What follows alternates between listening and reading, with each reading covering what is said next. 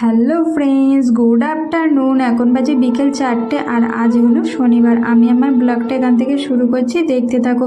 তো দেখো, তোমরা তো জানোই আমি মায়াপুরে এসেছি। আগের ভিডিওতে বলেছি ইস্কন মন্দিরে কোনো ঘর পাইনি, তোমার দাদারা আত্মীয়র বাড়িতে এসে উঠেছি। তো দেখো সেখানে একটু রেস্ট নিয়ে বিকেল 4টে মতন বাজে, তখন দেখো আমরা বেরিয়ে পড়েছি একটু ঘোরার জন্য। কারণ শনিবারেই তো, আজকে তো একটা দিনই হাতে সময় আছে ঘোরার জন্য। কালকে তো আবার রবিবার, কালকে তো অন্য একটা বার্থডে অনুষ্ঠানে চলে যেতে, ওই জন্য দেখো প্রথমে চলে এসেছি চৈতন্যদেবের মাসির বাড়িতে।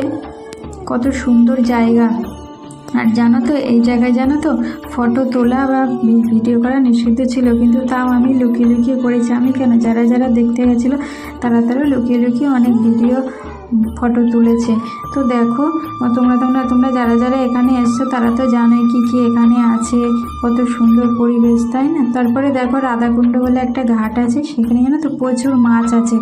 সেই মাছে ছোট ছোট মাছও আছে, আর বড় বড় শোল শাল আছে।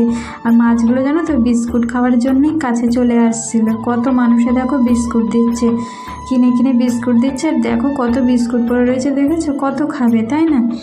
তারপরে দেখো এই যে গোবর্ধন মন্দিরে, গোবর্ধন পর্বতে কত মানুষ পরিক্রমা করছে। আর এই মহিলাটা দেখো তুলসী পাতা ফুল বিক্রি করছে মন্দিরে, গোবর্ধন মন্দিরে মানুষ দিয়ে দিয়ে নমস্কার করে পরিক্রমা করছে। তো দেখো আমরাও একটু পরিক্রমা করে নিলাম। তারপরে দেখো গোশালায় একটু গরু দেখতে গেলাম। দেখো এই ধানের গোলাগুলো কত সুন্দর লাগছে না? এ দেখো গোশালায় চলে আসলাম গরু দেখতে। তারপরে দেখো আমরা ওই জায়গা থেকে না বেরিয়ে চলে এলাম। জল পিপাসা পেয়েছিল, একটা জলের বোতল কিনলাম। তারপরে কিনে দেখো এই যে গেটটা দিয়ে বেরিয়ে চলে আসলাম। তারপরে দেখো আমরা তারপরে ইস্কন মন্দিরে যাচ্ছি। আর এত বৃষ্টি না, কি বলবো, মানে ছাতি নিয়েই ঘুরতে হচ্ছিলো। দেখো ইস্কন মন্দিরে চলে এসেছি, কত মানুষ দেখো ছাতি নিয়েই ঘুরছিল। আর যা মাঝে মধ্যে এত জোরে বৃষ্টি দিচ্ছিল না, কি বলবো, এক একটা জায়গায় দাঁড়িয়ে দাঁড়িয়ে বৃষ্টি থামছিল, তারপরে আবার হাঁটছিলাম, ঘুরছিলাম।